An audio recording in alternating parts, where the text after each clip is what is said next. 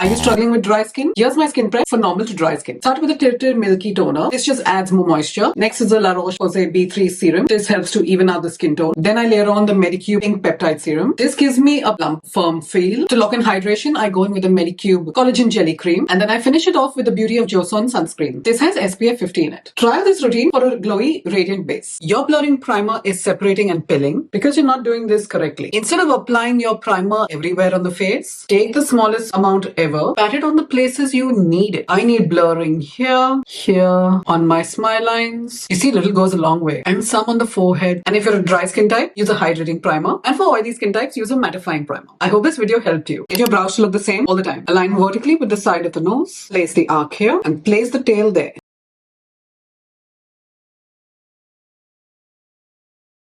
And in this way, you'll get the most symmetrical brow ever. This is before and this is after. Try it. The only way you're going to get your brow gels to work, doesn't matter if it's luxurious or drugstore, instead of applying it in the direction of the hair, back comb the brow hair. And once you've done that, comb your brow hair upwards and outwards. In this way, your brows are going to stick together and not move during the day. No matter what brow gel you buy, they all are going to work. Try it. Dark circles, stop guessing and neutralize. Use an orange color corrector for blue or purple tones and use a green corrector if you have any redness. Color theory will always win. Follow for easy science-based tips. Are your under eyes always creasing and getting cakey? Yes, it happens when it dries down or gets too heavy. If nothing works, take a primer and your concealer. Mix your primer and concealer together. Make sure that your primer is hydrating and apply that at the under eye. The warmth of your finger will blend it out. It will not be too heavy and your makeup will not look cakey. Try this. This is the best way to apply foundation. Shake the bottle, apply half pump on the back of your hand. I like to apply 3 dots. You're gonna blend that out. Make sure you're dabbing the product in the face. This side has foundation and this side doesn't. And here, I've got the entire face done with foundation. Does your contour look muddy? I'll show you how to fix it. Grab a clean sponge and blend it in circular motions to soften the harsh lines. Add a translucent powder, lightly tap it to blur out any mistakes and to make it look more seamless. In this way, your contour is safe. There's no need to start all over. Sometimes it'll look like a bruise. How do you know if your blush is too light or too dark? If your blush is too light, the color usually won't show up on the skin and it has a tendency of looking washed out. If your blush is too dark, it is going to look very harsh and it can be overpowering. But a perfect blush should make your skin look natural and give you a beautiful glow at the same time. A blush should always enhance your complexion. And this is the way you find your perfect blush shade. How do you blend your makeup flawlessly? For a powder bronzer, go in with a fluffy brush. This is the ColourPop F21. You want to coat the brush properly, tap off the excess, and the sun is going to usually hit your face over here. So that is exactly where we're going to apply.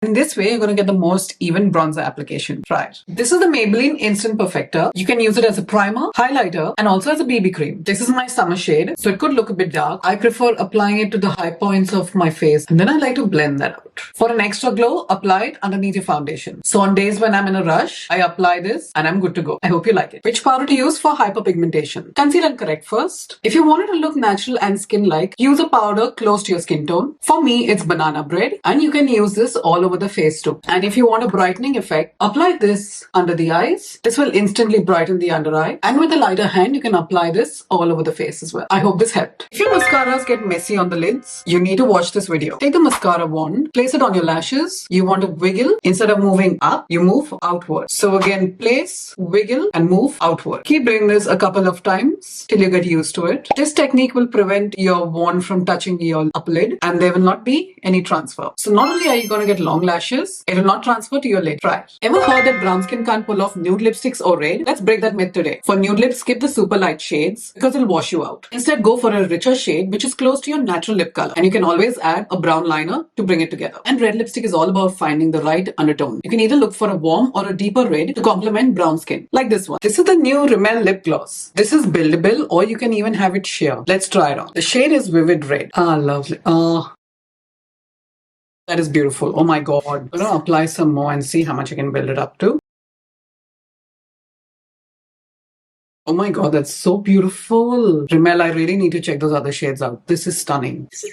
I've never seen my lips look so beautiful. What are your thoughts? For the summer, is setting spray better or powder? If you've got really oily skin, I would suggest using the Huda Beauty Easy Bake Powder. This will mattify your face, but it doesn't add on texture. It gives you a beautiful flawless finish and it'll last all day. And then I'd recommend this matte setting spray. It's by Milani. Even though I have got normal to dry skin, I use this and my face was pretty much matte. Whereas if you're a dry skin type, I would suggest something like the Nikia Joy Cosmetics Velvet Finishing Powder. This is extremely lightweight. It doesn't overly mattify your face. Again, it lasts all day and you don't get oily. I have tried it. And for a setting spray, I'd recommend too. For a drugstore option, you can go in with the L'Oreal Infallible 3-second setting mist. I have used this and my makeup lasted all day. And if you want to spend a bit more, the One Size Until Dawn is another brilliant option too. This is a mattifying and a waterproof setting spray, so you're going to get 2 in 1. I hope you found this helpful.